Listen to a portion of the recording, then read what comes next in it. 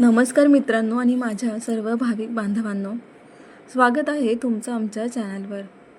आजकाल लग्न म्हणजे फक्त दोन माणसांचं मिलन वाटतं, पण गरुड पुराण सांगतं की लग्न हे गर्भातच ठरलेलं असतं. तुमचा जीवनसाथी कोण असेल, तुमचं वैवाहिक जीवन सुखी होईल की दुःखी, हे सर्व पूर्वजन्माच्या कर्मावर अवलंबून आहे. आत्मा नव्या जन्मासाठी गर्भात येताना रिकामा येत नाही. त्याच्यासोबत पूर्वकर्माचा मोठा गाठोडा असतो. हा गाठोडा ठरवतो की तुम्ही कोणत्या घरात जन्म घ्याल आणि कोणाबरोबर तुमचा संपूर्ण जीवनाचा प्रवास असेल. आज आपण गरुड पुराणातील विवाह बंधनाचे संपूर्ण रहस्य उलगडणार आहोत. लग्न गर्भातच का ठरतं?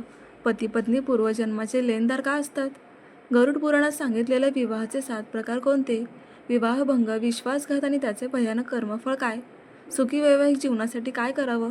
ही माहिती ऐकल्यावर तुमचा लग्न आणि नातेसंबंध पाहण्याचा दृष्टिकोन कायमचा बदलून जाईल. पूर्ण बघा. शेवटी एक खूप शक्तिशाली संदेश आहे. लाईक करा, शेअर करा, सबस्क्राईब करा. गरुड पुराणात भगवान विष्णू गरुडाला सांगतात, जेव्हा एखादी आत्मा पूर्ण शरीर सोडून नव्या जन्मासाठी येते तेव्हा ती कर्मबंधनासह येते. जसे मधमाशी फुलांच्या सुगंधाकडे आकर्षित होते, तसेच आत्मा त्या जोडीदाराकडे आकर्षित होतो ज्याच्याशी त्याचे पूर्वजन्माचे ऋण बाकी आहे. ऋणानुबंध हा शब्द गरुड पुराणात वारंवार येतो. पती पत्नी हे पूर्वजन्माचे लेनदार असतात.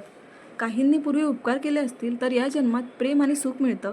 काहींनी द्रोह केला असेल तर त्यांना संघर्ष, भांडणे आणि दुःख येतं. आत्मगर्भात प्रवेश करण्यापूर्वी 3-4 महिने वातावरण पाहतो.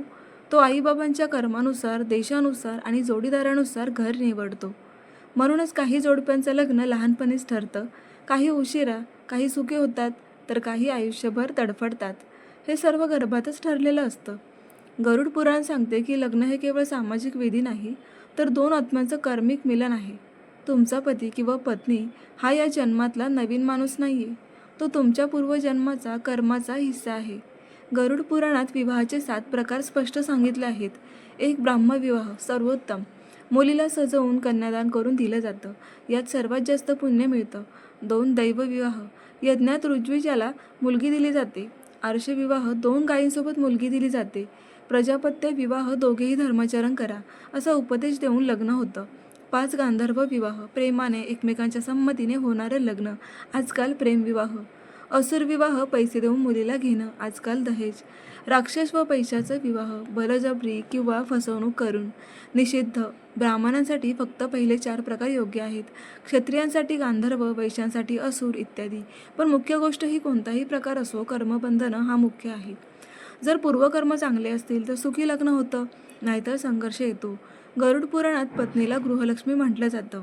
पती हा रक्षक आहे. दोघांनी एकमेकांना आदर, प्रेम आणि विश्वास द्यावा.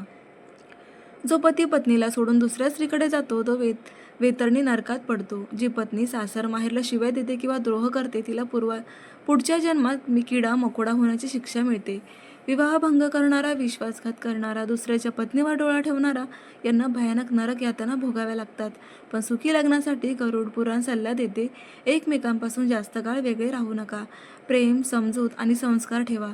पूर्वकर्म सुधारण्यासाठी दान, पूजा आणि सत्कर्म करा. जर तुमचं लग्न सुखी असेल तर समजा पूर्वपुण्य आहे. जर संघर्ष असेल तर पूर्वजून फेडण्याची संधी आहे. या संधीचा फायदा घ्या, नातं अधिक मजबूत करा. मित्रांनो, काही जोडप्यांना लग्नानंतर पहिल्या दिवसापासून प्रेम वाटतं, काहींना वर्षानुवर्षे संघर्ष करावा लागतो. हे सर्व गर्भातच लिहिलेलं असतं. पण लक्षात ठेवा, कर्म बदलता येतं. चांगले विचार, चांगले वर्तन आणि एकमेकांचा आदर केल्याने वैवाहिक जीवन स्वर्गासारखं होऊ शकतं. तुमच्या आयुष्यातील अनुभव कमेंटमध्ये नक्की सांगा. तुमचं लग्न सुखी आहे का?